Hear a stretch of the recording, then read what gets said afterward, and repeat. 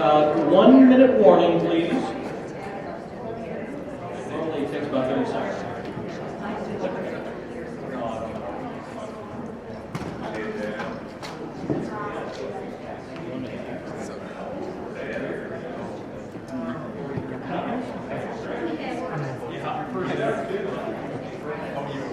Are you?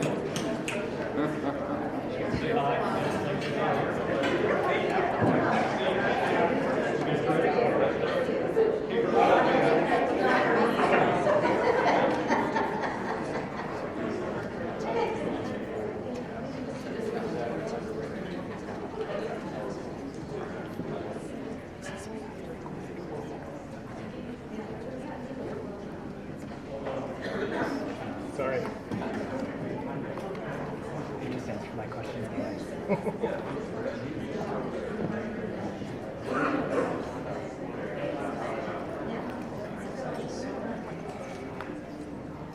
Let's see if we can fit one more chair. I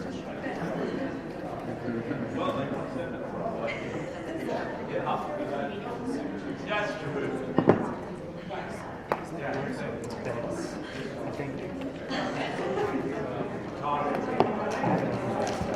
I don't remember. Oh, yeah. I thought. Really? Would you like the water? Interesting.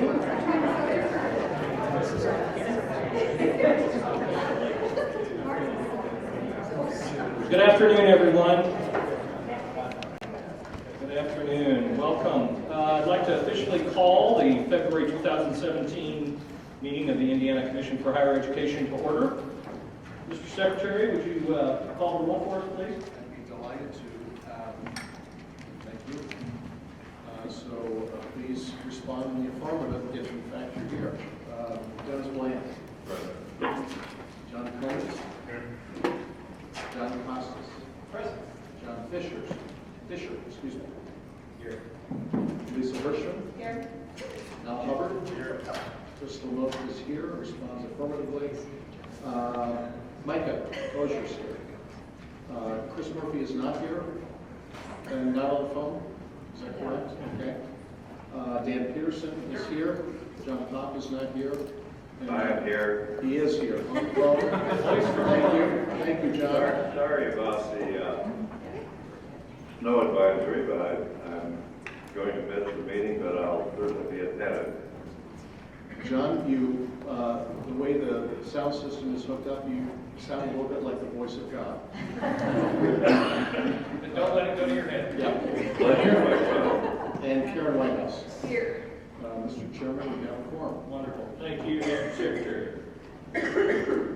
So next, I'd like to invite, there she is, Vice Chancellor and Chief Academic Officer for IUPUI, Kathy Johnson, up to make a few welcoming remarks. Kathy, thank you so much. Thank you so much. And yes, I'll make very brief welcoming remarks because some of you, unfortunately, have heard me say welcome 3 times. And again, to all the rest of you. Welcome to IUPUI. I know that Chancellor Nasser Kadar sends his deepest regrets that he can't be with you. He always loves when we host commission meetings, so please accept those from him as well. I know that traditionally people talk about a new initiative that's kind of quick and kind of fun and maybe interesting, so I thought I would do that just very, very briefly. And there's a perfect tie in that I'm going to tell you a bit about our Welcoming Initiative. The Welcoming Campus Initiative was actually launched by Chancellor Kadar in spring of 2015. And I confess initially, I thought it was a crazy idea. We had a lot of stuff going on. I thought the last thing we need is 5 more task forces with, scores of people on them. But now in hindsight, I think it was a brilliant idea, and I would urge you to think about advocating this to all campuses because it's been wonderful. We engaged 5 task forces involving about 150 different people in thinking about how we could make IUPUI be more welcoming. I'm sure that many of you might not have had the most welcoming experience navigating into our parking garage or finding a place to park. It's an urban campus and it's been sort of built and jerry-rigged over the years. So there are ways that we could design our environment to be more welcoming, but we also very much appreciated the ability to reflect on and think about our climate. whether our climate was sufficiently inclusive and welcoming. We also thought a lot about what we could do to help improve the degree to which campus was welcoming to prospective staff, our current staff, faculty we're trying to recruit, and others. So this initiative has really become a way of moving our strategic plan forward, but with a very positive lens. It's a very happy goal to try to become a more welcoming campus. I think our students have appreciated that we're working on this initiative. We've also set aside $1 million to give small grants out to students, community members, faculty, staff, really anyone who wants to apply to them. You can find the proposal at welcoming.iupui.edu. These will be grants of about $25,000 that are really intended to turn into reality some of the wonderful ideas that have bubbled up. Some of the biggest and the best ideas we're also trying to hold tight and use to launch our 50th anniversary as a campus, which will happen in 2018 and 2019, and we'll tell you more about that next year. But for now, welcome, and thank you for giving me the opportunity. Thanks so much again for your third round of remarks. We really appreciate them. They've all been different and very appropriate and very well received. So please again pass along to Nasser our missing him, if you will, but he's in Florida, as I understand it, so we're not going to feel too sorry for him. Again, as I said before, the campus was well represented, and we really appreciate your hospitality and all your good work, both you and all the team who are here today. So thanks so much.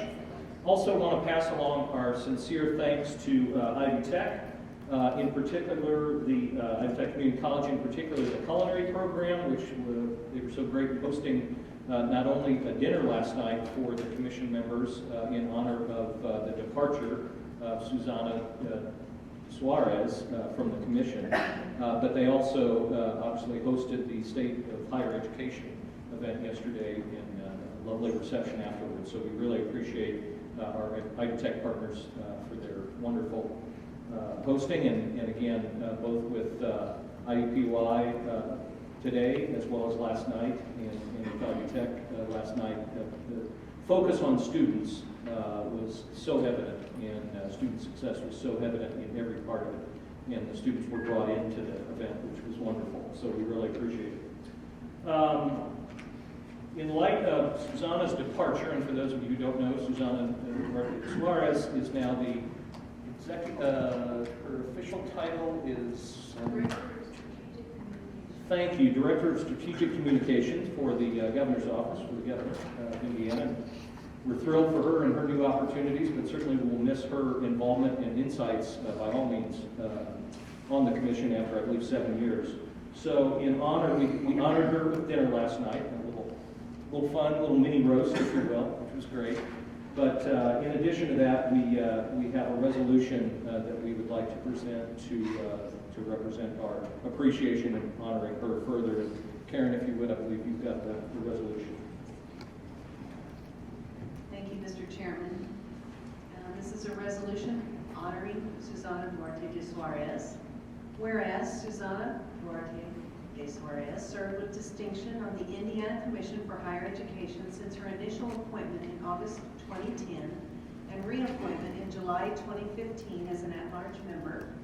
And whereas Susana now was actively engaged in the development of 4 biennial budget recommendations, including the Commission's most recent recommendation for the 2017-2019 biennium. And whereas she not only helped shape the Commission's strategic vision as expressed in 2 updates to the Commission's strategic plan, Reaching Higher, Achieving More, and Reaching Higher, Delivering Value, but also stressed the importance of communicating that vision clearly and effectively, and help the Commission accomplish that goal. And whereas Susana brought fresh insights into the work of the Academic Affairs and Quality Committee since joining that committee in 2016, and whereas Susana was an active member of the Student Success and Completion Committee, serving as chair of that committee for 3 years and always putting the needs of students first and foremost. And whereas Susana's exceptional leadership skills were recognized by other commission members through serving 2 years as commission secretary and being elected vice chair in August 2016. Now therefore be it resolved that the Indiana Commission for Higher Education expresses its deep appreciation to Susana Duarte de Suarez for her 7 years of service to the state on behalf of Indiana Higher Education and wishes her well as she continues her public service as Governor Holcomb's Executive Director of Strategic Communications. Wonderful, thank you, Karen. I'll take that as a motion. If you want to give a second, there'll be a rush to second. Any further discussion? Hearing none, all in favor of the wonderful resolution honoring Susana Duarte de Suarez and her service to the Indiana Commission for Higher Education, please signify by saying aye. Aye. Opposed, same sign? Okay, wonderful. Well, Susana could not be with us today. We read this to her and presented it to her last night, so she sends her thanks and appreciation, but she's obviously busy and doing other things today, as I'm sure you can understand. So it's been great to have her, and we'll move along. So a couple other things from me to report. The Faculty Leadership Conference will take place next week on February 16th. There will be, currently there's estimated to be over 80 faculty members and administrators from around the state registered to attend the conference. The focus of the conference this year is on integrating career-ready skills in lower-level courses, as well as career services on campus. And our commission member, Dr. John Connick, will be leading the conference.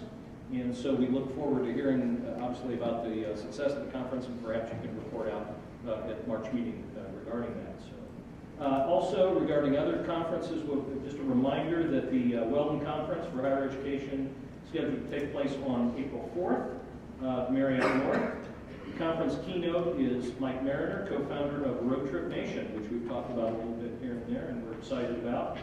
Registration is now available, and you can direct questions to events@che.in.gov.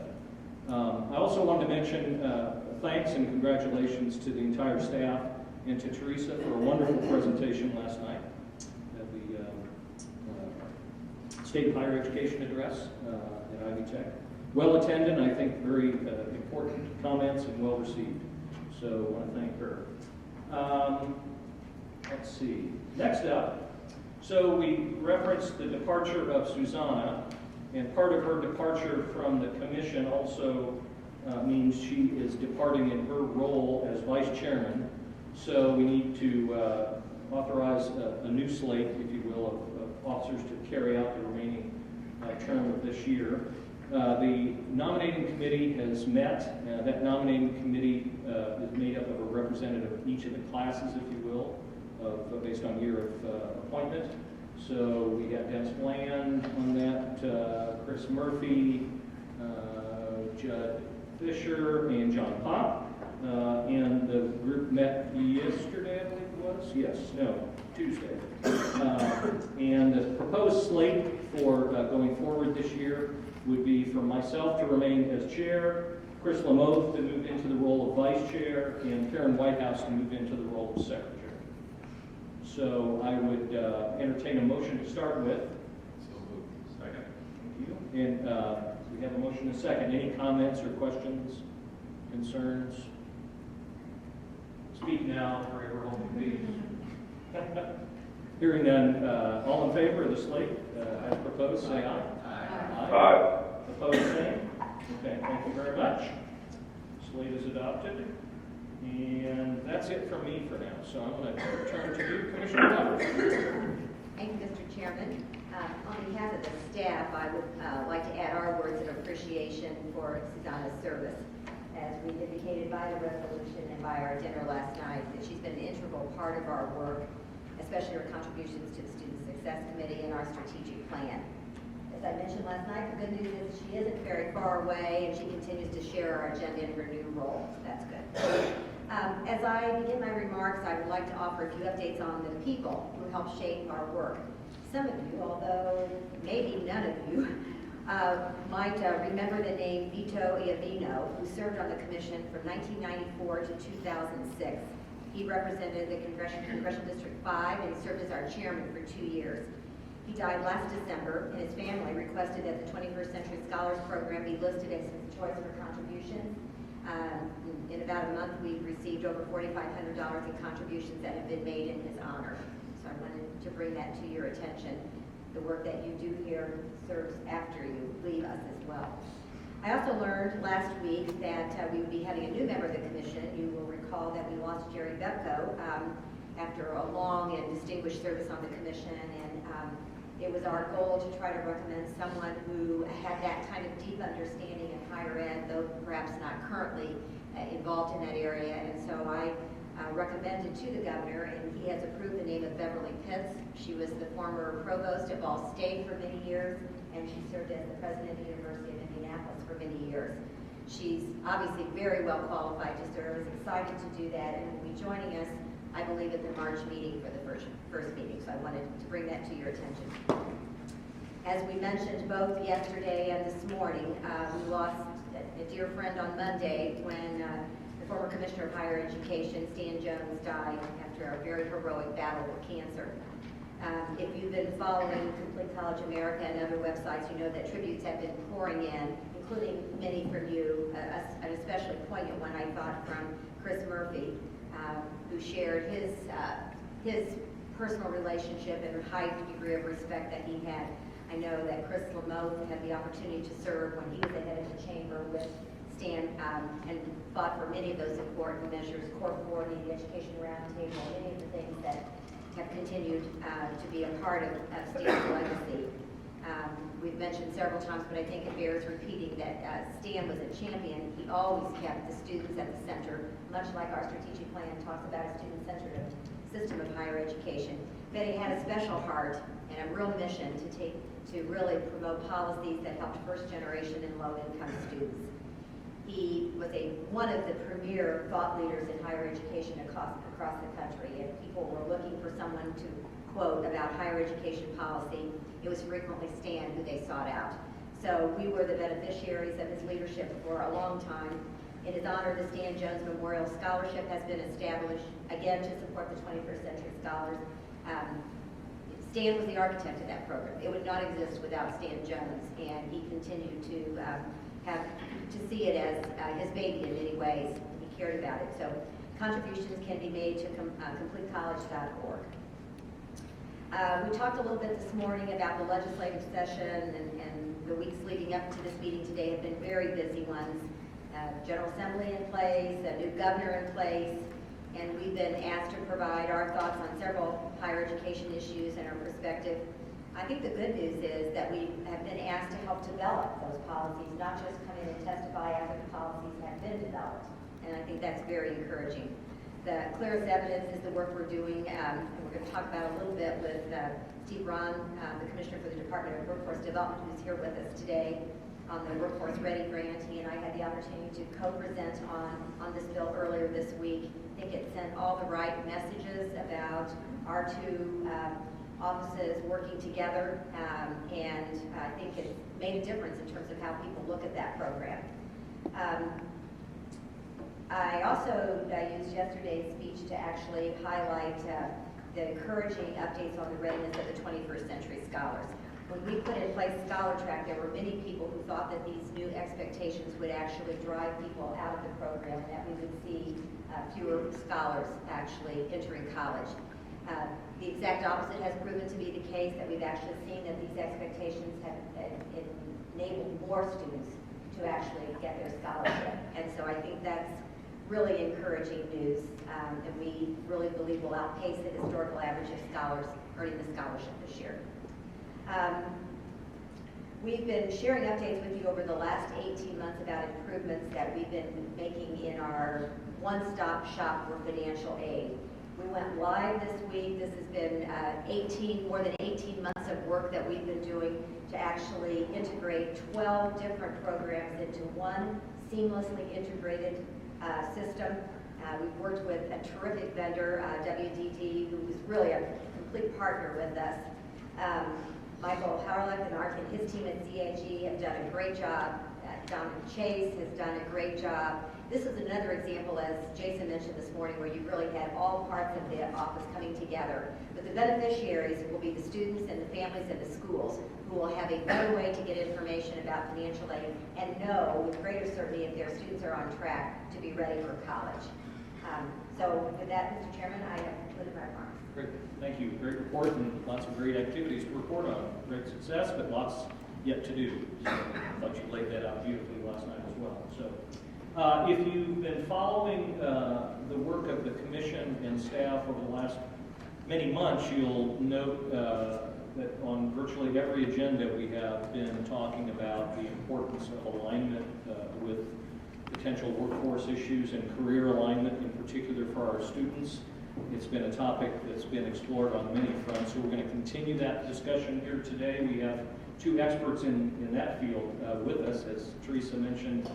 First, we have Steve Braun, and we welcome Steve as Commissioner of the Indiana Department of Workforce Development. We have Chris Cotterill, who's the Executive Vice President and Chief Counsel for the Indiana Economic Development Corporation. So really pleased to have you both here, and we appreciate your good work and look forward to hearing the discussion. I'm going to turn this over to Teresa to lead us through this. Thank you, Mr. Chairman. And as you've indicated, we've been looking at these issues for several months, especially at December. We heard a presentation from Sean Tierney on workforce issues and the link between education and employment. We highlighted this yesterday in the State of Higher Education address. But today's our opportunity to dig a little deeper on the subject of career alignment and workforce demand. If you think back to the development of our strategic plans, even before the current one, when we put together Reaching Higher, Achieving More, we had these three guiding principles that we refer to: building a student-centered, mission-driven, workforce-aligned system of higher education. We revisited those same three principles and included them again in our most recent strategic plan, Reaching Higher, Delivering Value. It's safe to say that when we put that in our guiding principle in for our 2012 plan, and leading up to that, there's a great deal of concern about a workforce system of higher education at that point. I think concern being that, how were we actually preparing people, and that these are people, not widgets, and what did that really mean? We concluded, and I think rightfully so, that it was entirely appropriate to talk about a quality education and a meaningful career, and that those were not disconnected, but they were inextricably linked. And so we've continued to hold to that, and I think these issues have taken higher profile, especially the mismatch between employer demand and the preparation of Hoosiers for the jobs that we need to fill. Increasingly, and I'm sure that both Chris and Steve will talk about this, we hear stories about employers who say they have lots of jobs they'd like to fill, but they can't find the right people for the jobs. And we understand that increasingly we're telling people that education of some sort beyond high school is more important than ever. And what does that mean in all of its component parts, from graduate programs to certificates, all of which everybody wants to have a meaningful career, no matter where they are on that spectrum. So that's the subject of today's Public Square. We wanted, as I said, to dig a little deeper. We have two presenters who will provide more detail through their particular lens. We're going to ask Chris Cotterill to begin. Chris is, as was mentioned, the Executive Vice President and General Counsel for the Indiana Economic Development Corporation. Certainly no stranger to any of us who know anything about state government or local government in Indianapolis, because his youthful look may not look up to the fact that he's actually had as much experience as he had, but he actually worked at the Indiana Office of Technology and then worked for Mayor Ballard as Chief of Staff and Chief Counsel as well. And he's been deeply involved in IEDC with basically looking at all the operational side of the agency as it facilitates how we really recruit innovative employers to Indiana and grow those businesses within Indiana. So I'm going to ask him to, we talked a little bit about this in advance, and really what Chris, and I know you've already thought about this, but I'd like you to share your perspective on the following issues in particular, and then anything else you'd like to share with us. And in your work at IEDC, what are your major takeaways about what current or potential Indiana businesses are saying about the skills they need to succeed if they're present in Indiana, And then what can higher education do to facilitate your important work? Well, I've put a presentation that gets right to that, and if it's okay, I'll approach it from that perspective. I did think you were going to say that my youthful appearance had waned over the last and it's sort of inversely related to weight gain. So if I'll jump right in, because as you hear from two state entities, the Department of Workforce Development and the Indiana Economic Development Corporation, not everyone immediately understands the differences in what we do. We sort of get lumped together, and the distinctions are very important, starting with the fact that nothing is more critical to the IDC than the deal that's right in front of it. And we talk regularly with folks like you, and certainly the Department of Workforce Development, about strategic planning and efforts. But when we have an opportunity to help enable job creation in a community like here in Gibson County with Toyota, the governor was down there just on January 24th, we jump to that. And that's part of the reason why you're not hearing from who you could have heard from today, Jim Schillinger, our Secretary of Commerce, and Elaine Beadle, our new president. So Jim was our president and is now taking the role as CEO. And in his new role, he will focus, as Victor Smith did, on our international business development efforts, sort of outside of the state, the other 49 states and beyond, with Elaine focusing on our operations and the state of Indiana. They are both sorry that neither could be here today. They're with the governor, which is probably the best excuse I can give you. But we, of course, like you do, approach these things from the viewpoint first of our CEO. And our structure is not just that the governor appoints, but the governor is also the chairman, the chairperson of the board of directors that oversees the IDC. And the governor, as we all know, has laid out his 5 pillars.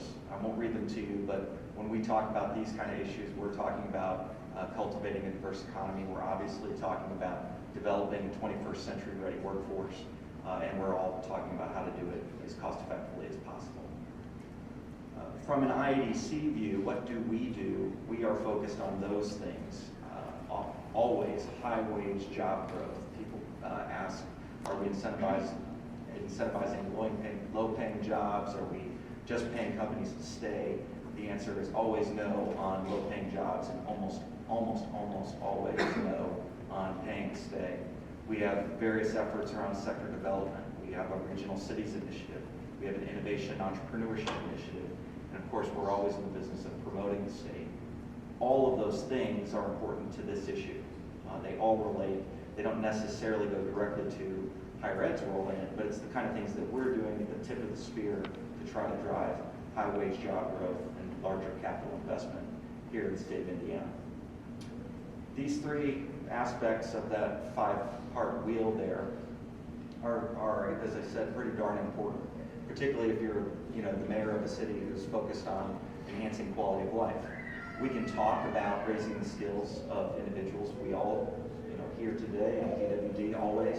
But one of the things that helps Indiana is having vibrant communities. And having worked in the mayor's office and knowing mayors who are always thinking about how do I make my community more attractive, we can't just upskill people. We have to do that, of course. We have to have them stay. We have to attract them. And if Indiana, if our communities aren't growing more vibrant with every day, then we're losing that game. And so Regional Cities Initiative is what you've heard. It's a considerable amount of money designed to drive collaboration in the regions. And it's been very, very successful, bringing huge private leverage, which I'll just touch on very briefly. And Governor Holcomb has indicated a desire and to invest further in that and see it expand. This slide I will not bore you with, but I would point out one part, which is sort of the way that IABC thinks, which is we are all for collaboration, we're all for being informed, we can only be better informed. But our work is best done when there is private sector leadership. And here on the Regional Cities Initiative, you will see upwards of a 14-to-1 leverage ratio on investment. That's really important because it says the private sector, other money than state money, is directly invested in the success of these outcomes. So this is not so much build it and they will come, it is everybody is working towards projects that they want to see in their communities. On the innovation entrepreneurship angle, you see a state where we have good growth in small businesses, but we need a lot more. And in particular on this issue, it's sort of funny for me to present it when you should be hearing from Chris Lamoth, who is someone who's far more experienced on these issues and hired to work with regularly, and who, with a different cap on, is leading efforts for our very close partner, Elevate Ventures. But it's through these different mechanisms under this initiative where we're making direct investments in companies where we see high wage growth or high return capability. And we're trying to do that. We see a lot of deal flow in Indianapolis, partly because of the population differences, but Chris is leading efforts to expand that, most recently, I think, in north central Indiana. But again, the innovation and entrepreneurship is all about having more jobs, more growth, capability to employ Hoosiers. And we promote Indiana. This slide deck is a promotion piece, and I'm promoting it to you, I'm promoting us to you. We're promoting Hoosiers everywhere, and we are asking people actively today in Chicago to move to northwestern Indiana, to stay in Indiana. And we're promoting international, which I won't bore you with, but we're doing that often through sales trips, both domestic and international.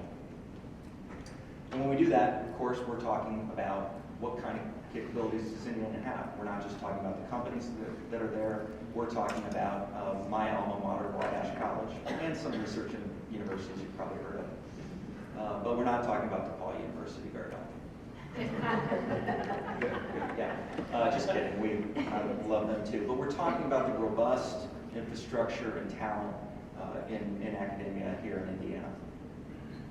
So that's a very quick sense of the other things that the IADC is doing. And the governor in the fifth pillar is saying, stay focused on the fundamentals, deliver in a cost-effective manner, have low but reasonable regulations, deliver in a fiscally responsible manner. And that leads to these announcements where I would say, in sort of a crass way, we, the IADC, are the printing press of good news.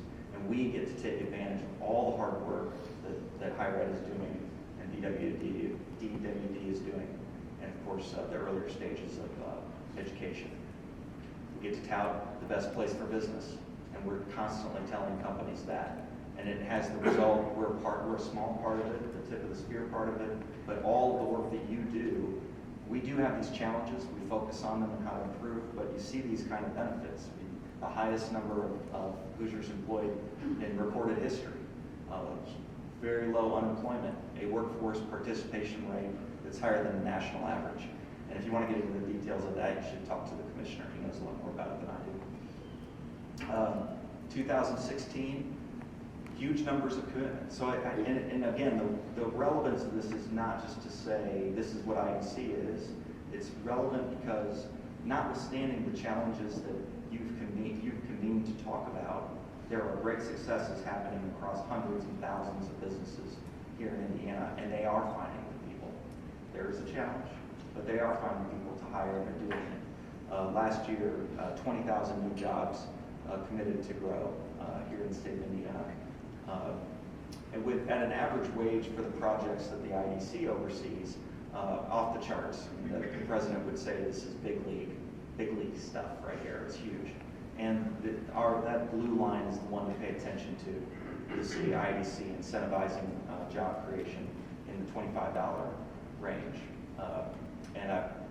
Your dollar's going to go farther here, of course. These are the kind of things we're seeing, and that all of we know pretty darn well. In 2017, progress, right? That first slide was the governor down with Toyota. 35 more commitments already, $260 million in investment committed, 2,700 jobs committed at $27 an hour, which is a significant amount of money. And it's happening across the different sectors. And this is where we get more directly to your question. So forgive me for the long introduction. But it's across these sectors: aerospace and defense, agribusiness, life sciences, logistics, advanced manufacturing, and tech, where the IDC is particularly focused. And we have examples across those industries. We are enabling those sectors through various partnerships, historically with the Central Indiana Corporate Partnership, the CICP and its initiatives through various direct grants. And we're enabling growth for those companies directly through 3 primary-based incentives: EDGE for job creation, HBI for capital investment, but the one that, when you think workforce training and IEC, we call it SEF, Skills Enhancement Fund. And that's for the training. So we will reimburse up to about 50% of training costs. And there's a whole mechanism for that, compliance that I can bore you with. But it's that training, which is what companies are directly saying to the IDC, what do they need? And we're informed by DWD with the vast amount of data that the commissioner and his team put together and simplify for us. We're informed by the work of the state chamber. We're informed by the work of Jason Clove at Ascend, one of the CICP initiatives. Here's a state chamber slide that we've all seen these in different forms, but what are people saying? That list there is what we are seeing. Soft skills. And let me go to this, these were directly taken out of the kind of training that's submitted to the IDC for reimbursement. And on it, you're not going to see anything that's particularly surprising, although I had to think about milker training was on there for agribusiness. I haven't had that training yet. But special certifications in aerospace, warehouse management, logistics, supply chain management from a life sciences company. So different kinds of training that you might expect to see in one area, but you're seeing in a different business. And we're seeing all that kind of training.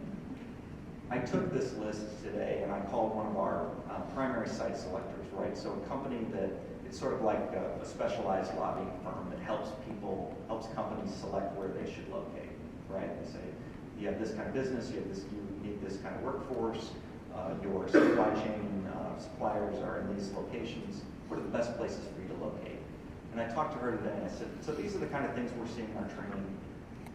Does that feel right to you?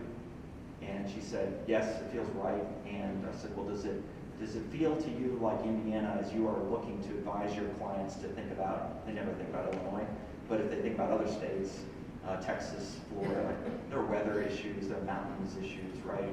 But is there something uniquely different about Indiana that's uniquely challenging?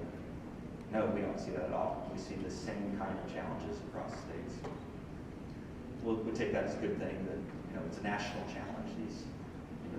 The pipeline of talent that's coming to your institutions and ultimately going into the workforce. So Indiana has our challenges, but we have a vast amount of capability, and companies are addressing that. They're getting the benefit of all the work that Steve's team does and you do. When they come to us, they're saying, boy, if we could just close this gap, and that's our role. Close the gap, get them to try here in Indiana. So one of the other questions that you raised was, what can higher ed do to align to these needs? I won't read these to you, but I took that question and consulted with a number of people at the IDC to try to have a common view of that. And I don't think that we came with anything that where you'd say, oh, we haven't thought of that. And I think there's a real common sense of these things, that if, in particular, if institutions that are, if you're in Fort Wayne, if you're in Indianapolis, if you're in Valparaiso, if you're wherever you are, if you're in Crawfordsville or Greencastle, and you say, what are our institutional capabilities and what are the needs of the people around me? And if you're asking that, you're going to those companies.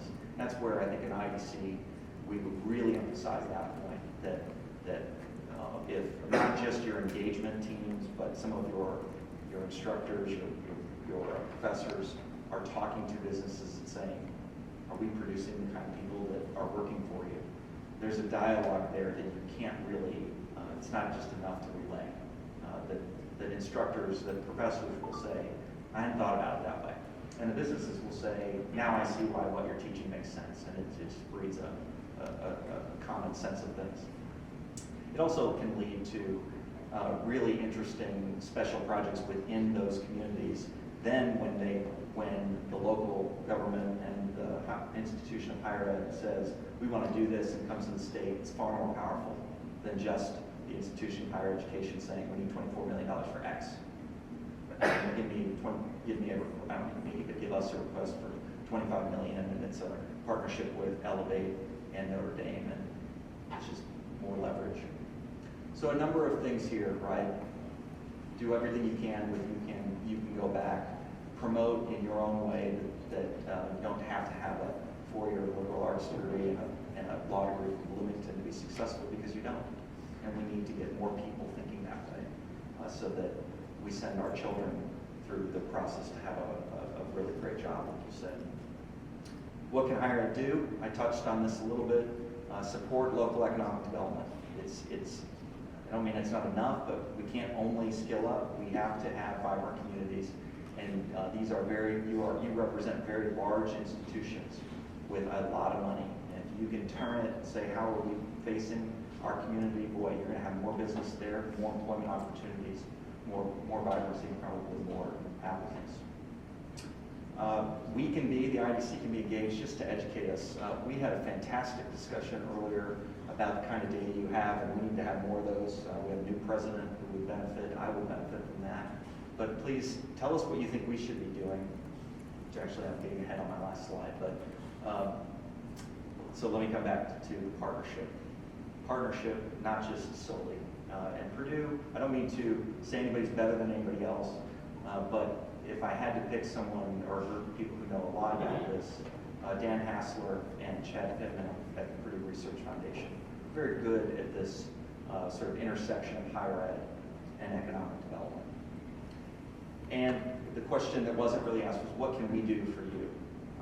We're going to continue to do what the IDC does, promote, enable growth, but I really do hope that after this, you say, well, that's really nice, Chris, but please go tell Jim and Elaine that we need X, Y, and Z from the state, and particularly the IDC.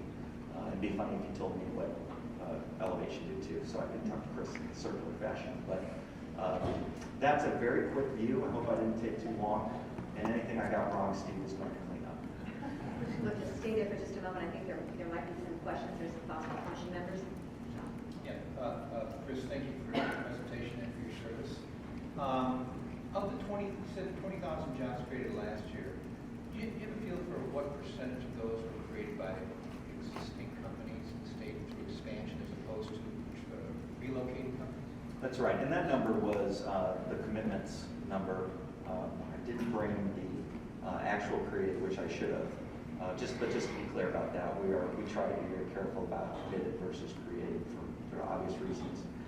It's about an 80-20. Most of our growth is from existing companies. We do, but notwithstanding that, we spend a fair amount of time with our what we call the outside sales efforts, going out of the state to promote growth from within. There's an ongoing discussion about whether or not the IDCs and states' FDI, foreign direct investment strategy, should evolve into more of an export strategy.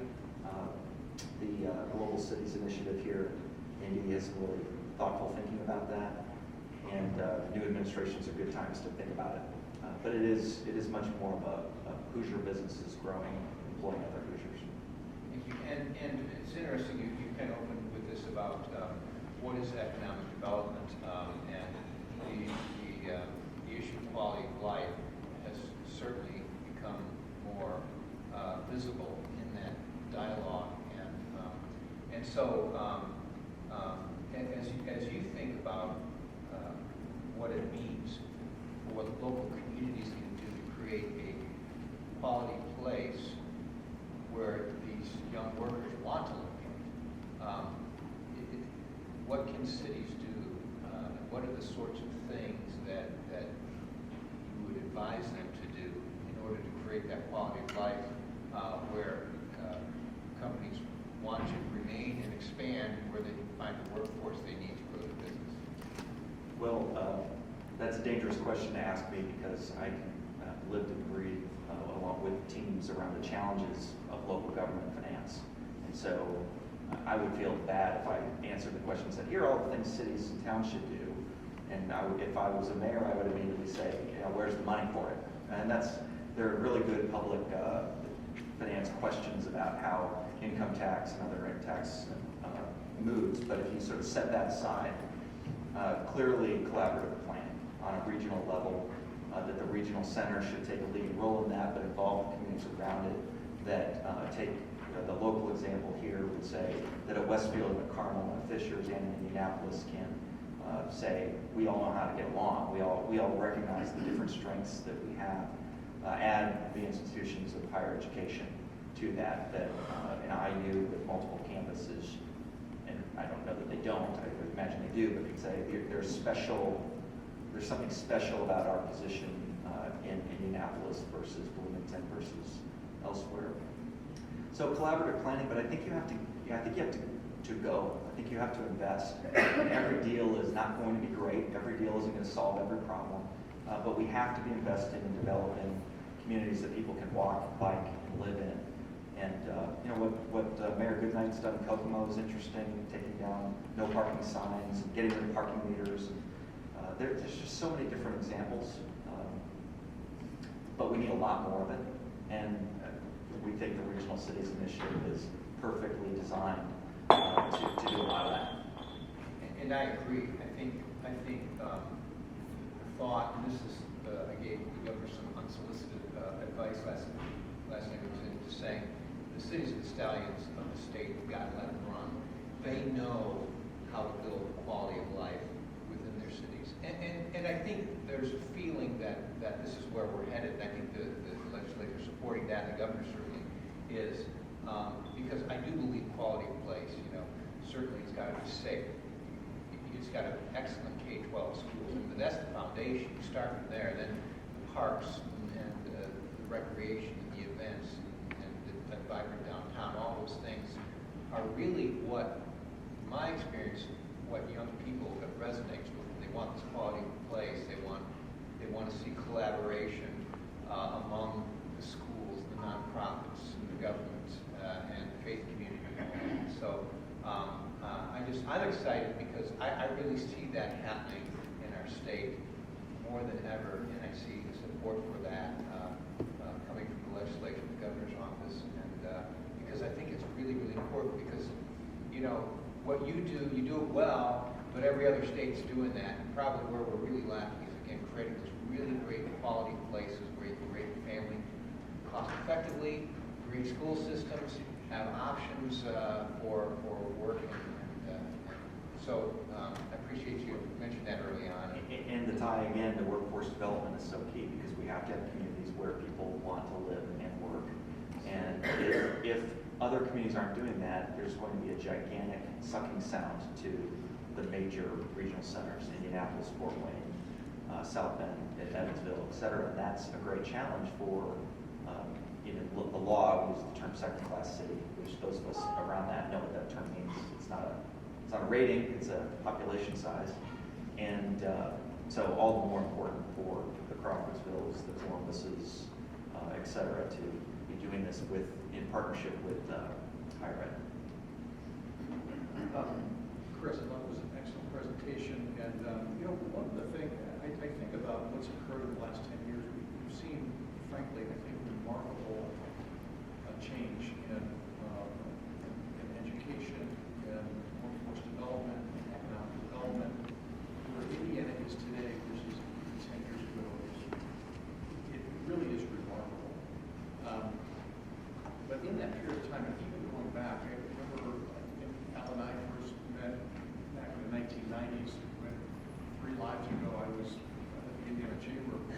And the one thing that has never changed in the last 30 years, consistently for business, it says it's a problem, is this whole area of soft skills, communication, ability to work with teams, people interact with each other. And in the anecdotal conversations I have with business owners and folks around the state, it's actually gotten worse, not better. But it's the one area that has not changed. And it's interesting to me because who owns that? It's not necessarily a higher education thing. Is it a workforce development thing? What is it? But it's a major factor in business being able to be successful and grow and create more jobs and all those kinds of things. But it's not owned by anyone, and it hasn't moved in a positive way in over 30 years. And I'm just commenting. I don't have the answers, but I've heard this consistently for decades, and and I only get a sense it's exacerbating and creating a bigger problem. But there's anybody that owns it, and I don't know what the answer is, but I think it's interesting because as we become a more complex society, we need greater skill and strength in that area, not less. And so, just a comment. Well, I wouldn't pretend to know anything more on that than you do. Some here who know me probably say I already know a lot less about some of those things. But clearly, in a society that is driven by walking around, texting, and not engaging the people around us, and going to a counter and ordering something, we don't say please and they don't say thank you. It's probably, it just goes like this, right? You know, they call them, today they call them the 21st century skills, but as you said, Chris, they were the 20th century skills that were being looked for as much the same. And I don't think it's, from our perspective, I don't think it's a generational thing at all. I think technology does affect it, and society in general does. And there's some pockets of effort that's of work that we've seen, whether they be within higher ed or within communities, around how to focus on those soft skills in, not directly, but in applied ways through programs that do have impact. But to your point, I think it's important, yeah, that no one entity owns them, so how do we all collectively, within the right structure, focus on these issues? Any other questions for Chris? You might just I hope you can stay around with us for a moment, because we may have some follow-up questions with you after Steve talks. But I think one of the things that, as you continue to work with us in this regard, we have these two sort of areas, the research institutions, and you've talked a lot about that in the context of what Jim does, and especially with the international focus and recruiting companies to come here. And then Elaine's portfolio, within Indiana, how we are actually connecting with employers here. And so I think it would be interesting for us to continue to work with you to figure out when you go to higher ed, for example, and when you hear from employers who have gone to higher ed, are you seeing any difference in the way that they're responding to the needs to talk about what their students actually know and can do, as opposed to what the curriculum said? And is it still the same kind of disconnect, or are you seeing any improvements in that, and anything that we can do to convene those kinds of discussions and conversations? I'll think about that. I understand your point. Yeah, it's a big issue, I know. Thank you. Thank you. We're going to ask Steve Braun to come forward now.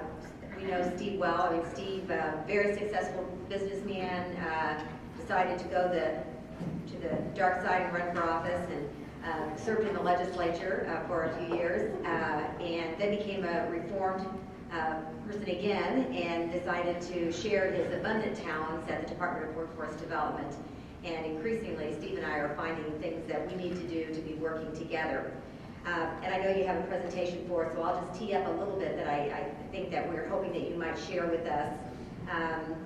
In particular, can you provide us a little bit better understanding of what the DWD is doing to identify and then promote high-value jobs, the kind of jobs that Chris talked about, and this is how we can better meet the current needs of employers while also preparing residents for future needs, and that balance between needing to do both of those things. I know you're going to do, and you're doing a lot of work. You're going to share with us the significant work you're doing to provide better information to Hoosiers all the way from K-12 through in terms of how they make career decisions. So we're hoping we'll get a little bit of an overview of what you're doing in that area as well. So with that, looking forward to hearing from you. Well, thank you, Teresa, and thank you for the invite today. I'm very pleased to be here.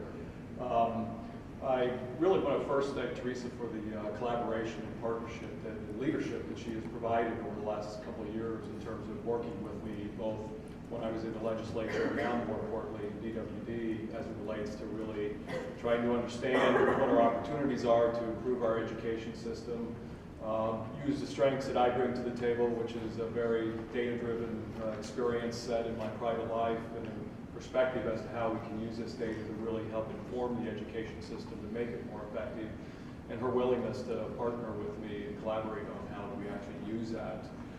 You are going to hear me talk about a lot of things related to data today, because that's really what I believe we can use most effectively to be able to drive outcomes In my personal experience in the business world, most every world-class company went through a period of time where they gathered all their data assets, they used it to understand their customers and their markets, and then they used it to grow their businesses. And I think this is exactly the opportunity that we have on the education side of the equation.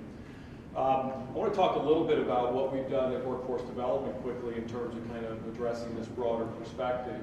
I want to start with the fact that we really think that economic outcomes in workforce really has to be a guiding light and a component of informing everything that happens in education and training. It was interesting, I'll actually answer a question that you had, Chris, there a second ago about soft skills. We view this as being in our purview, actually, because we think what employers are telling us more than anything else is that we're not finding employees with soft skills, and so we think we have to fix this. In fact, we have a very successful program that came out of Clarksville related to local employers getting together with their K-12 groups and identifying what was important to employers as it relates to work ethic. And it wasn't just show up to school, it was much deeper than that. And taking that program and then rewarding individual students who participated successfully by giving them internships, giving them higher salaries and automatic interviews when they brought the certificate to those employers. So it really had some real relevance. So we took $750,000 of our dollars out of DWD and we used it to seed that program across 11 other regions. And I'm confident that it's going to be really the seed that will sprout to have a fundamental impact on addressing this issue. In fact, we've got 30 other schools that are lining up and raising their hands to do it already, so big deal. We do think that workforce is a very broad agenda here. We believe that if you look across the state, not just with education and training, but if you look at the economic outcomes and the impacts of things like the opioid epidemic, starting with poor economic opportunities and outcomes in communities, and the need to get these people back into jobs, we think workforce deals with that. We think when we look at making infrastructure investments, it should be all about how do you get workforce mobile and flexible to get around our regions. So we take a very broad perspective with workforce. The other thing that you'll find is that we are good at data. We spent 2 years building our data perspectives and now our tools to use it, and we're now ready to roll this out. The data's not perfect yet, but I will tell you as a guy who comes from this background, it's good enough to start the conversation. And it's only going to get better because we already have ways to be able to apply labor market information to it that's within an Indiana context. And we're getting employers and sector specialists around to help validate the data as well. And just to kind of frame the conversation and the challenge that we have today, our data is showing that there are 1 million jobs that we have to fill over the next 10 years. That's a big deal. There's 3.2 million people roughly working in Indiana today.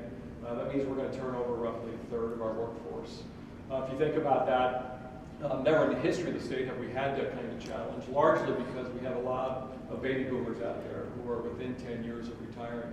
700,000 of those jobs will be replacement. And it's a big issue, especially for the same industries and employers that are screaming about lack of employees today. They have their workforce, if you look in manufacturing, if you look in logistics, they're some of the oldest workforces in the state of Indiana, so it's a big issue for us. So that's the challenge, and I want to take you through the other side of that coin. That's demand. Let's look at supply. And when I started this job, I really thought that the education system was going to really fill most of this need. And as we've gone through it, and I'll walk you through this in terms of how we look at this, we took 2015 data and just basically taking the million jobs and dividing that by 10. We only have roughly 100,000 jobs to fill each of the next 10 years. I will tell you that's conservative because we're already seeing in this early next 2 to 3 years, it's probably closer to 120 to 130,000 jobs. But we start with the people that started in the class of 2015, and we have one big issue to start with. We still have way too many people dropping out of high school. 7,000 to 10,000 have dropped out every year historically. That's really a death sentence. In this 2015 class, there were roughly 78,000 kids that started that freshman year. And for these kids that drop out, they're the ones that are taking the lowest economic jobs. They oftentimes end up on government support programs, or even worse, they're the ones that end up in jail. So we need to fix this. We have programs where we can fix it, but it's a big issue for us. If you look at what's happened with the kids that did graduate from senior year of high school in 2015, 70,000 of them graduated. Part of the good news is about 65% of them went on to post-secondary. As Teresa talks about, we're about as good as any other state in the country in sending the numbers of our kids into post-secondary. 35% did not, and it's a pretty big number, 24,509 of those. The big issue here, and you'll hear me talk about the real middle skills wage gap that requires high school education and a credential certificate, is somewhere in that 20 to 25,000 area. Of these kids that went into the workforce, only 4,000 of them had a credential and certificate. And of those 4,000, only 2,000 of them were high wage, high demand. So we have to get much better in terms of serving this population who decides that they're going to go into the workforce and they're not going to go on to post-secondary. And that was a public school number there. Now, this college graduates number is both public and private colleges. This is information that comes from the Commission of Higher Ed. In 2015, there were over 78,000 individuals who graduated from our public and private institutions. You see the breakout of degrees there. The other number in terms of what we track in terms of who comes into the workforce, we measure by taking the students that got these degrees and looking 1 year out based upon our wage record data as to who's working here in Indiana, and it's about 45%. So we have this short-term issue where we are producing plenty of degrees, but I think it's a long-term opportunity to make sure that we grow our economy to be able to take advantage of this strategic opportunity of having these high values education opportunities. The issue, I think, is that we need to use the data to be much more structurally aligned in the short term to fill the gaps that are needed. The other thing that I do want to point out is that in about a year, we will also not only be able to track wage record data, but we're going to require our employers to report occupation by individuals. So it'll be very effective in terms of helping us make sure that the people that are getting jobs are also getting them in their field of study, which I think is important to look at. The other big takeaway here is that if you look at that 100,000 number, I thought education would produce 80 to 90% of our needs, and it's only about 60 to 70%. This is a big deal as well, because the other sources that we have to find opportunities to fill these jobs come from very difficult sources. Veterans, we have the second lowest veteran unemployment rate in the country, and we're recruiting from other states to try to fill that. Disabled, very hard to get these individuals back into the workforce. We actually go into our Department of Corrections system and we start training felons before they get out, but it's in small numbers. Unemployment and the unemployed at a historical low, all the way back to where we can measure this back into the 70s. We're paying less than 2,000 benefits a week. At the peak of the Great Recession, that number was closer to 80,000. So not many people coming through our work ones anymore for this purpose. So we really have to get creative. One of the big opportunities that we do have is that compared to what happened in our last time we had peak employment back in the year 2000, when labor participation rates were about 70%, as Chris pointed out, we're still above national average, but we're all the way down in the mid-60s. And what we found is there are about 220,000 Hoosiers that are still here in the state, working age population, but they have not participated in the workforce for over 5 years. So difficult group to reach out to and get back in, but it's one of our priorities as well to address. So basically, if you look at all that, we have a great set of higher ed capabilities and numbers of degrees. We have way too many jobs still that just only require high school education, but that's not a problem because we send way too many kids out with just a high school education into the workforce. And what we're looking at is a gap of 20 to 25,000 a year of high wage, high demand jobs that are going unfilled from the standpoint of that we're not teaching those in career technical ed in high school. We're not doing it very well in our adult basic ed where we try to get these people back into the workforce. And then primarily the people in higher ed who teach against us, which is Ivy Tech and Vincennes, are doing a good job in terms of actually aligning against teaching high value, high wage, but we're just not doing enough of those. We then, based upon the 20,000 estimate on annual number, we've identified that there's somewhere between 6 and 10,000, and may even be closer to 15,000 a year that we have to make up somehow from these three areas. So what's the solution here? Well, I want to start with what we've actually built over the last 2 years and talk about how it's relevant from the standpoint of supporting our partners in terms of being able to make these changes and allocate their resources appropriately. It starts with the job forecast component. There have been national models under BLS and ONET for years that have been out there projecting 10-year projections. They've done it every 2 years on 2-year-old data, so you can imagine how dated that was. They do it for current openings, 2 years and 10 years, so big gaps in terms of perspectives out there. So we went about fixing this. We now have various data sources, including our own ability to use our own wage record data to do this more frequently. We can now do it every 3 months on 6-month-old data, which is huge to continually provide that updated perspective. It's more granular. We could only do it at a regional and state level before. We can now do it at a county level. So we think this is where this problem gets solved, so we can bring data out to a county individually to work with them to really get their local community and employers involved in addressing this. And it's more accurate as well. So we look at all 800 occupations that are across every industry in the state, and we model those for each of the next 10 years. So I'll tell you that demand data will better, but it's pretty good, and it really is good to be able to drive and use and forecast what's going to happen on the occupation side over the next 10 years. So this is an example of how we've used this data. We brought it to Hamilton County. Hamilton County, of those million jobs, have about 50,000 that are projected. They fall in a variety of occupations. These are occupations that are showing up on the left. It shows you what the education attainment level that's necessary to fill these occupations. Our demand methodology, we call it our flame methodology, ranks all of these occupations based upon high wage, high demand aspects. So it's a lot of information that we can bring to the table as it relates to supporting this. And I'll talk about how that fits in with our innovation centers here in a moment. But data's good, data's very useful.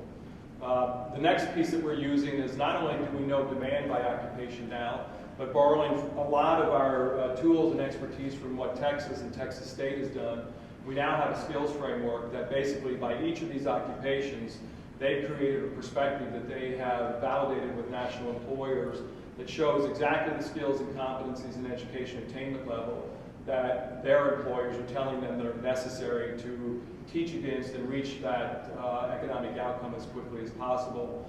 They built it from national libraries. We're refining it with Indiana LMI-based data, labor market information, and we will be validating that with employers as well. This will be helpful because it'll be a framework that can be used by our education partners to look at this, and with a calibrate tool that we're going to provide to them, be able to really identify what needs to be trained against. This will have skills that are both related to hard skills and soft skills perspectives, and it will be very effective in terms of being able to help drive that. We will use all this information to reach out to our education partners and make sure that we align effectively with them.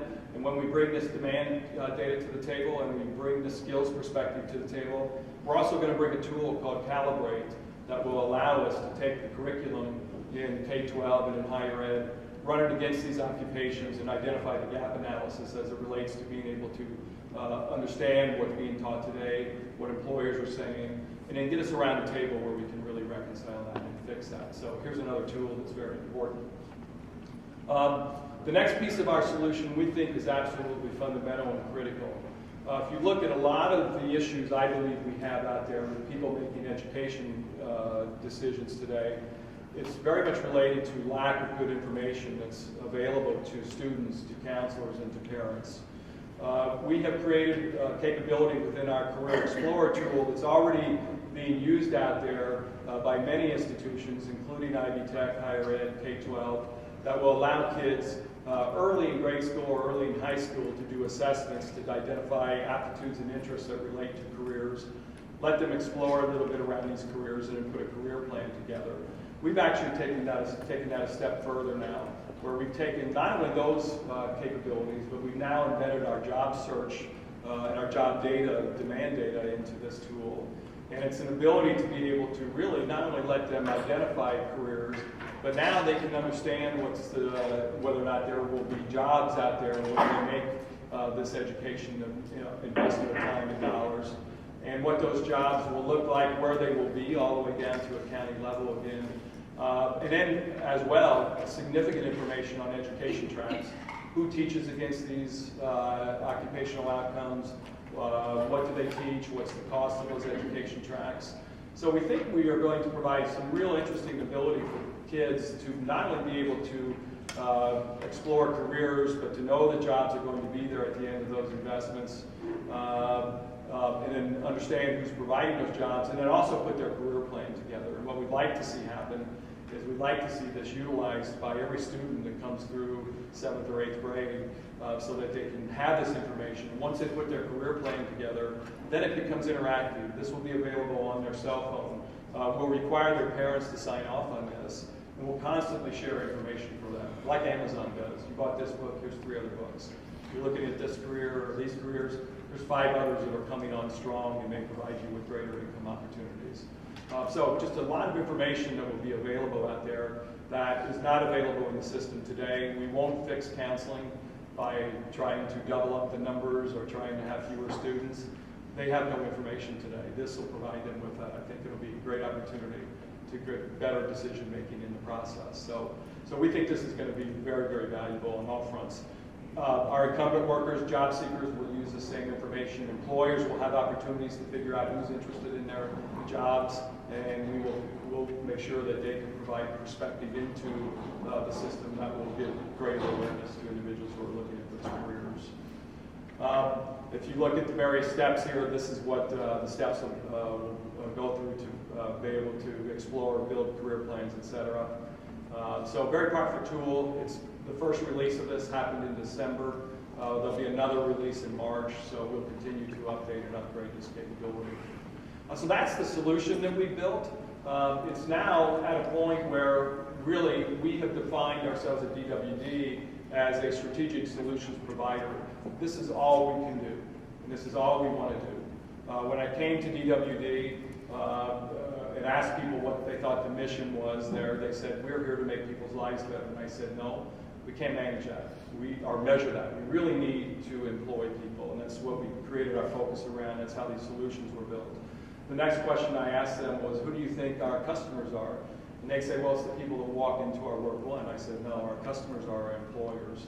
And we need to build what they need. So that's what this system has been designed to do. For us to be able to really take advantage of this, it's all about being able to create further improvements in our own internal systems as to how we manage this.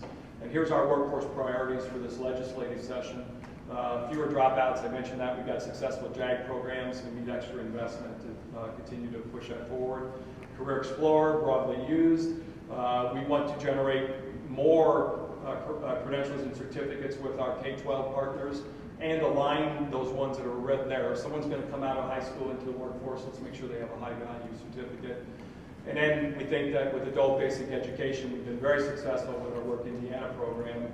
Instead of bringing the 25,000 to 30,000 people that we get back into our classrooms every year to get to a high school equivalency, and only 10% finish that process, we've started a Work Indiana program where we take these individuals to a credential or certificate as well as a high school equivalency, and we generated about 700 individuals who went through that process, and 93% of them got employed last year. So working very closely with our employers on that, and that's a big goal for us.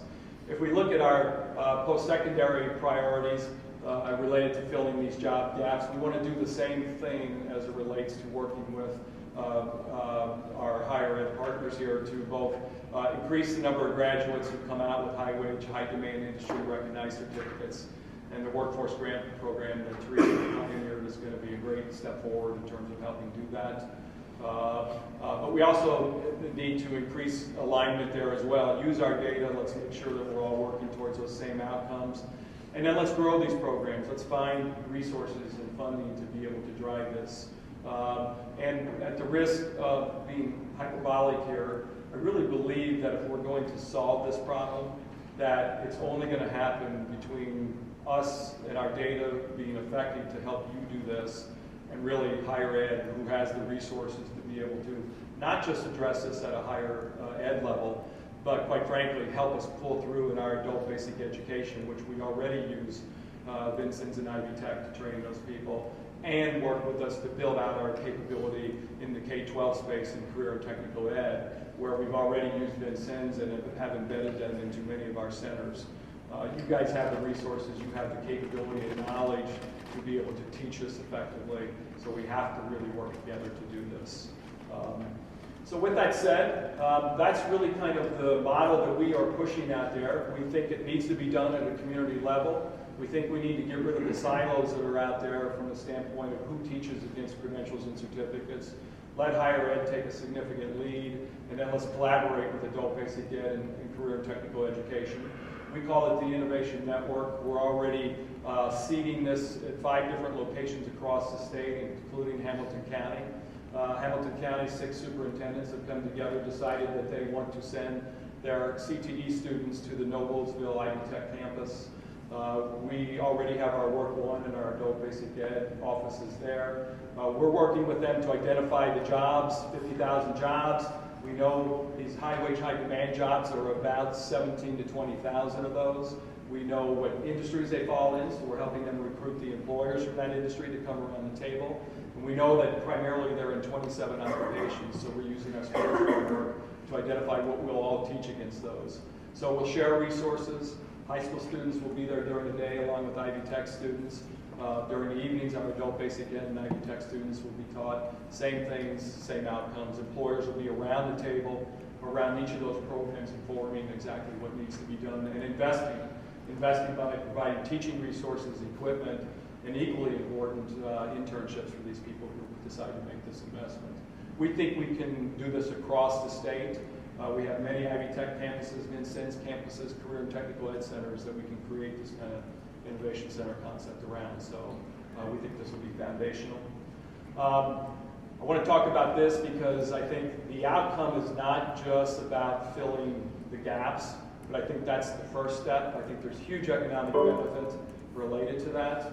But it's really more about how do we create an education system that has 3 key components to it. Accountability first against economic outcomes. And I know this is a bit of a change. It means that we're going to have to recognize and understand that along with completions, we need economic outcomes. It's critical.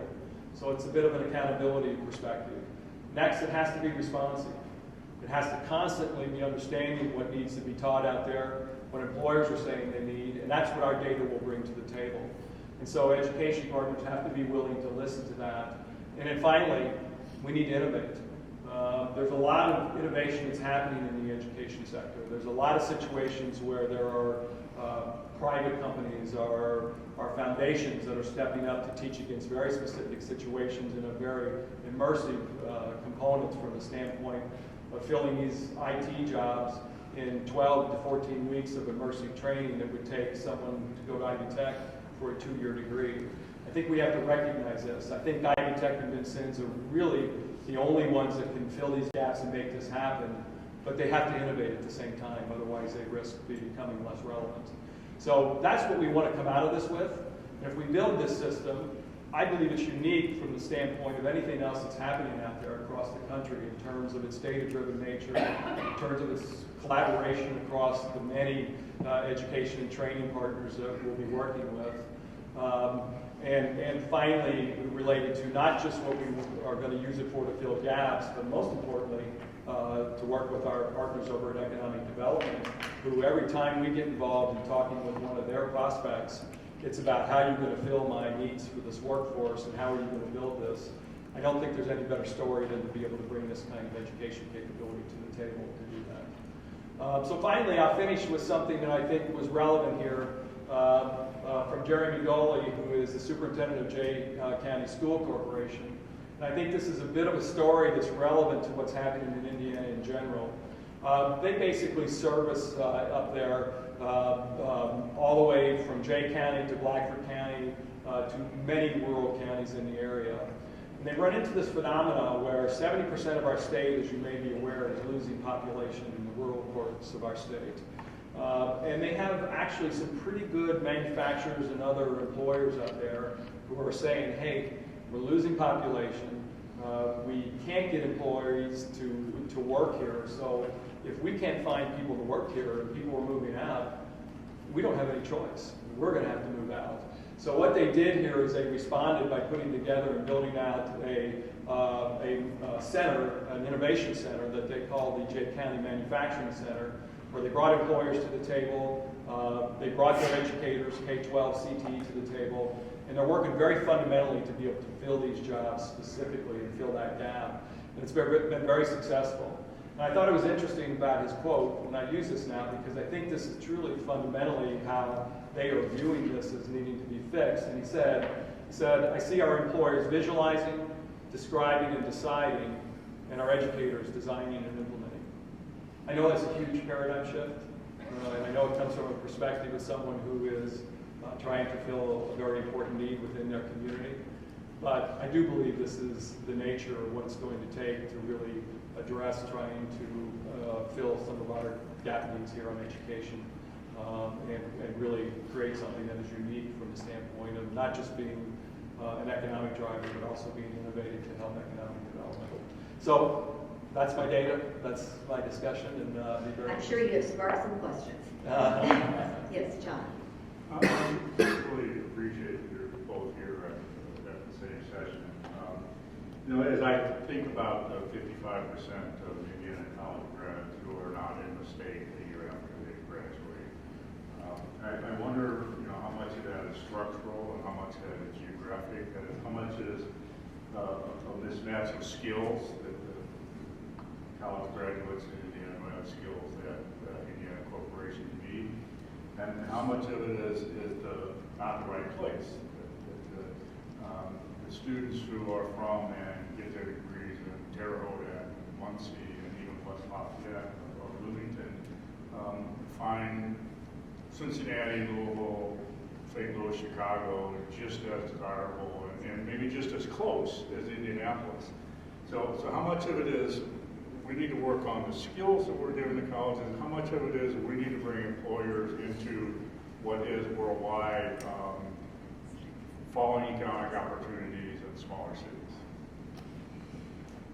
Would make just a comment too about those numbers. We do know that those numbers don't include everybody still in the state, because there are several gaps in the number. You don't have people who are independently employed. You don't have anybody who works for the federal government. So we've actually looked at those numbers, and we actually have, when you take into consideration all those numbers, it's a much higher percentage than that stay in the state. And as you know, John, from where you are, and at some of our institutions, it's almost exclusively they stay in the state, and in some, you have to draw either for any of those reasons that you say. So I think it does really require us to get under those numbers and figure out who are we losing and why, and what are the opportunities someplace else, and then if the ones who are staying are still not prepared to do the jobs, and we have a multiplying problem.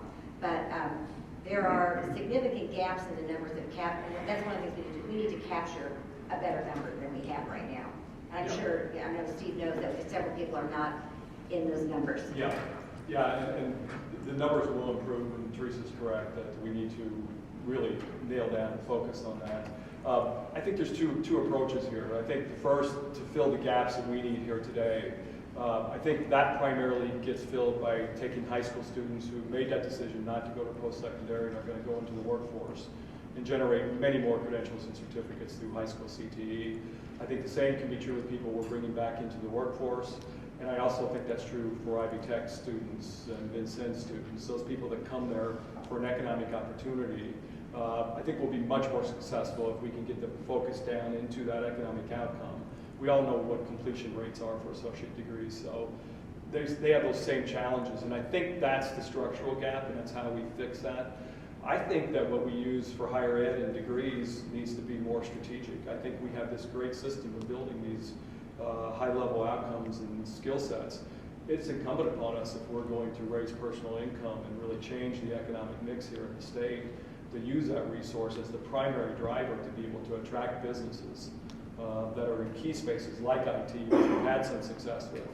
And we're working with TechPoint to figure out how we can strategically build more off that critical mass that's already there. The same is true with a lot of other industries that provide opportunities from the standpoint of really taking that strong degree base. So that's how I view this, is that the jobs that are skills, that are middle skills, we've got other sources in terms of being able to fix that. Let's think strategically with our higher ed space.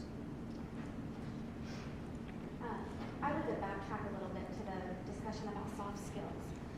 That's something that, you know, I'm a student, so that's something that I see lacking even in the student space, that you wouldn't necessarily think it's important for a student to have those skills, but it really is. So the idea that you had with the program out of Clarksville, you know, expanding that into the state, things like that, have you thought of any other ways to partner with some of the higher education institutions, you know, maybe especially Ivy Tech and Vincennes, because those people are, in general, probably going to hit the workforce a little quicker, to really sell our students on the idea that they need these skills? Yeah. And how we can all go about making that a better outcome. I think that's a great question. We clearly have done it with employers. The Clarksville program is employer defined and employer driven and employer supported. I think the same could be true with higher ed and other education institutions. I do believe, though, that these skills need to be taught early. So it really needs to be done down in K-12. And you know, we all know we have way too many situations where people come out with none of these skills, let alone have to be remediated for many of the hard skills as well. So I think that's a key focus here in terms of how do we really partner on all fronts, all stakeholders, employers, educators, but we need to make sure that this happens down early on. And that's really, I encourage everyone to take a look at that. It's really been a tremendous system, and they have 6-7 years of data now of how it's impacted their community and their employers. Yes? Steve, thank you for your presentation. Really appreciate your service to our state. So I'm going to describe what I think are your main concerns right now. Tell me if I'm wrong or right. So from your standpoint, really right now, we've got more jobs to fill, and that's your job, to match the skills with the jobs. And I think your concern is we can't fill these jobs that currently exist, and I know the economy's good. And from the standpoint of economic development, I think what you're saying is we need better jobs as time goes on. You know, so is that an accurate presentation? And then I guess the final part of that I'd like to comment on is what Teresa mentioned at the beginning of her remarks yesterday was the amount of jobs we've lost in technology. We talk about jobs moving overseas, but I think we really put a pencil to it. And what's going to happen in the next several decades in terms of what technology can do, is that a real concern for you? And when you guys get together and talk about this, what do you say about it? Chris, you want to say something? Well, I would certainly say on that front, that's the challenge that we see all the time, every day, and all the time at the IDC, where companies are saying we want to make a significant investment. We had a company that said we want to make a $600 million investment, but what you're first going to see is a reduction in workforce, and then we think we'll trend up. And so it's a really interesting challenge to say, are we going from sort of the basic finance questions of do we want to incentivize something that's going to lead to lower number of jobs, and yet it's going to secure that company for an entire generation. So it protects those that exist, even though there will be a reduction. So that's absolutely a challenge, the automation and the technological. And you just articulated there the problem that we need to be most focused on, in my opinion. So to give you an example, back in the year 2000 when we had peak employment, it took us 15 years to get back to 2015, there were over 600,000 manufacturing jobs here in the state of Indiana. During the Great Recession, that dropped down to about 300,000, cut it in half. We're now back to 450, and everybody says, well, why don't we have the 600,000 jobs back? Well, they'll never come back. Those were automated. I guarantee you, if we don't do anything, the next time we have a recession, that'll be halved again, and then it'll come back instead of 450 to 300, and that's the way it's going to go. But really what that illustrates is that is why we need to build this accountable, responsive, innovative education system. And that responsive being that we update this perspective every 3 months, constantly knowing, looking at 10-year horizons as to what's going to happen out there, and that we're planning for it, and we're teaching against that, and we're addressing that not only from the standpoint of filling our employers' needs, but using that as an economic development strategy as well. If we don't have an accountable, responsive, innovative education system, then we are going to miss the opportunity to strategically drive an economic outcome that other states, quite frankly, aren't aligned around and organizing to do. So I think it's a great opportunity. I always hear the anecdote that in the year 1900, 53% of our jobs were agriculture. Now it's 1%. So, but there's still a lot more jobs. Well, I truly believe we'll see that same kind of evolution and change. We just need to react and respond to it constantly. Steve and Chris, both, thank you so much. I'm not finished by any means, but I just want to make a quick comment. Thank you both for your presentations and your great work and service, as John and others have said. To take that analogy one step further, the drop in half of those number of manufacturing jobs, we're back to 450.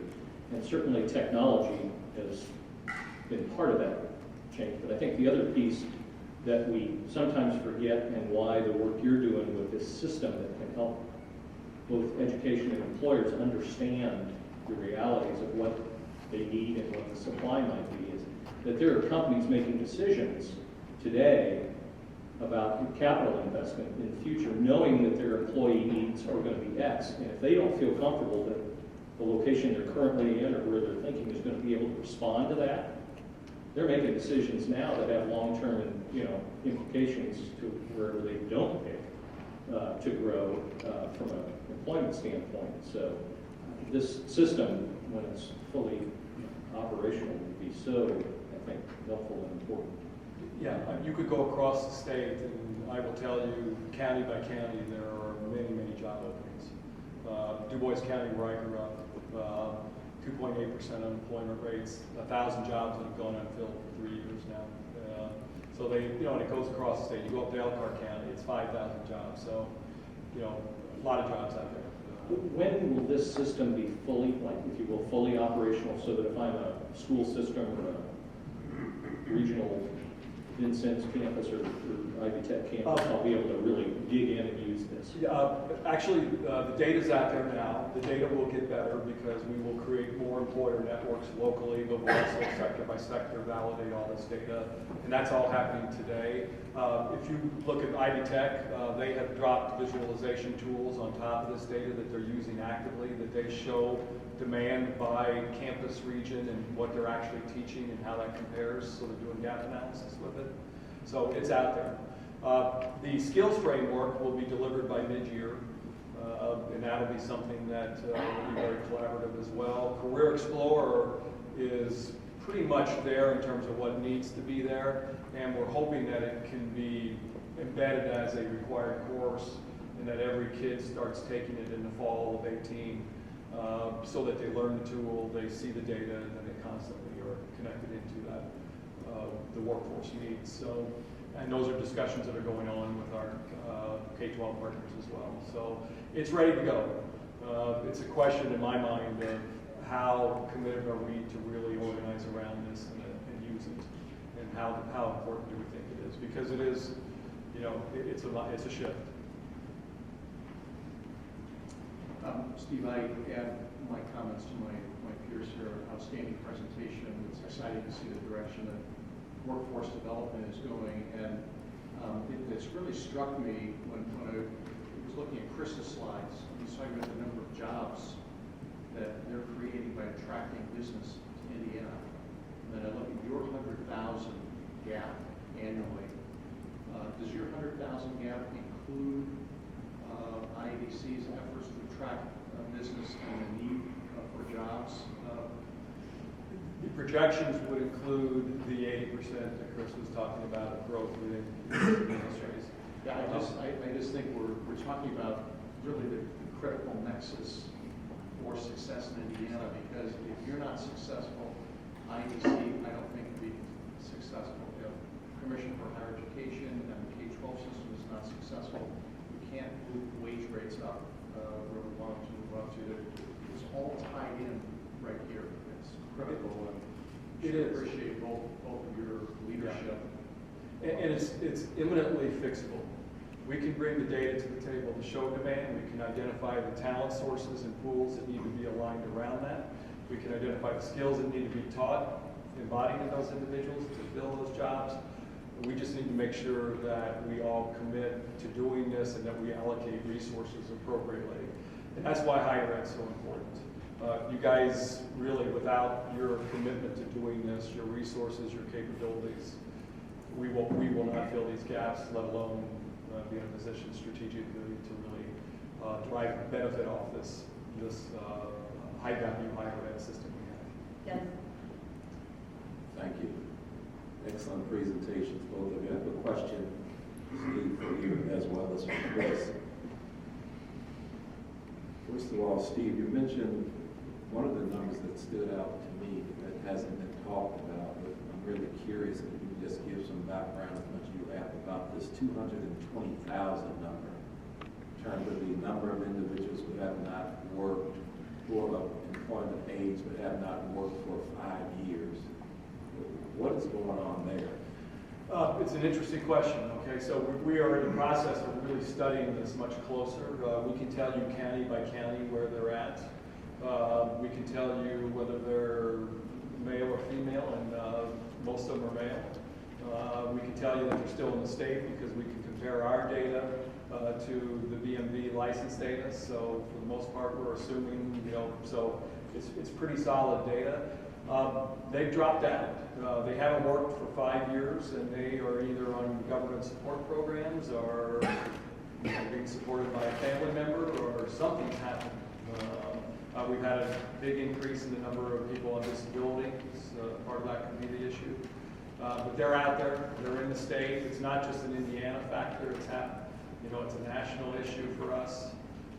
And for us to really be effective in terms of filling some of these jobs, it needs to be a big focus to be able to get these people back into the workforce and give them economic security via these good jobs that are available, in my opinion. So we're being very targeted. We're working with each of our workforce investment boards, allocating money out to them so that they can take our data, identify these people, and figure out how to get them back into the workforce and get them trained. Thank you. And I think that may or may not tie into my next question. Chris, to you. One of the pillars you mentioned of the governor's 5 pillars focused on attacking the drug scourge. What have you all learned or understanding about the interaction or the interplay between the drug epidemic and keeping a job, getting a job, wanting a job, soft skills, and drugs impacting the ability to have job skills? You could speak to that if you could a little bit. Well, I can try, although I think Steve may be better positioned to think about those issues. When you do think about the distinction between what the IDC does and DWD, you sort of hear it in some of our language. Steve says, I think this problem is imminently fixable. And the IDC would say, it's fantastic and it's only going to get better. And so we tend to present things and this is critical, of course, Steve, it's just to say we are in the promotion business. And the businesses that we're dealing with are creating jobs at a much higher wage than the state average. So those companies are focused in areas where there is more vibrant, where there are more vibrant communities, where their suppliers might already be located. That's a long way of saying that there are particular communities in the state that are experiencing an epidemic, and the governor's focused on that, and he's working with the General Assembly to change laws to allow for the needle exchange, allow for the care to be delivered to those people much more quickly, much more directly. But it does not, it impacts the IDC's view from a broader messaging standpoint. That larger companies might say, is this a statewide epidemic? Is this, those kind of broader questions. It does not really affect the kind of transactions that we're working on a creative basis. And I hope in my comments I don't mean to sound not lack empathy. I mean, that's a major challenge the governor and his team is focused on, but it's not one that directly affects the deals that we're working on. Real quickly along those lines, under the governor's leadership, this is truly a holistic approach across agencies. The common thing that we know that typically the drug epidemic is a symptom. The real issue is that there's been some hollowing out of the economic opportunity of those regions, and that's the downward spiral. So the fix is not only do we need to rehab these people, but we need to get them back to economic outcomes as well. So we're working very closely to support everything that's happening in rehab, and then taking handoffs to making sure that we're getting those people back into jobs. So, and then identifying early warning signs, because we know where this happens, why this happens, so that when we see things happening, economic impacts or whatever, that we're in there providing support before it spirals down into a drug issue or drug epidemic. So we can be proactive on that front. Thank you very much. Any final questions? Thank you to both of you. We appreciate you being here, and it will inform the work that we do. Thank you very much. Thank you Thank you both very much. Yep. We really appreciate it. So round of applause for our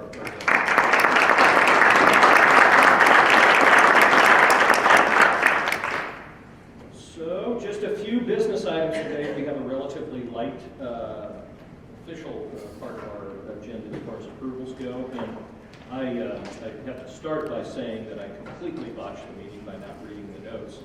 As I was pointed out by our wonderful staff, we forgot to approve the minutes from the last meeting. So I would entertain an approval of minutes from the, what would that be, that you know, it would have been the December meeting, right? Yeah, from the December meeting. Second. Any comments, questions, changes, corrections to those minutes? Hearing none, all in favor say aye. Aye. Aye. Opposed, same. All right, thank you, and thank you for pointing that out. So we are official on that. Let's see, we have three academic, and John had mentioned this in the report out in the working session this morning. We have 3 academic degree programs on the agenda for expedited action. They're listed in your agenda book, starting on page 9. Those 3 items are the Master of Science in Anesthesia to be offered by Indiana University at IUPUI, the Master of Science in Dentistry in, it says in dentistry in Cardiology, I'm sorry, okay. Dentistry in Cardiology and Operative Dentistry to be offered by Indiana University at IUPUI, and a Bachelor of Science in Computer Science to be offered by IU Kokomo. So I would entertain a motion for approval of all 3 programs. Okay, thank you. I have a motion and a second. All in favor, say aye. Aye. Aye. Opposed, same. Okay. Information items, you will note, you can find the information items starting on page 13 of your agenda book. Any old business that we have failed to cover? Any new business? All right, that's it. I call this meeting to adjournment. Just a note, our next commission meeting will be on March 9th in Noblesville. So we are adjourned. Thank you very much. Goodbye.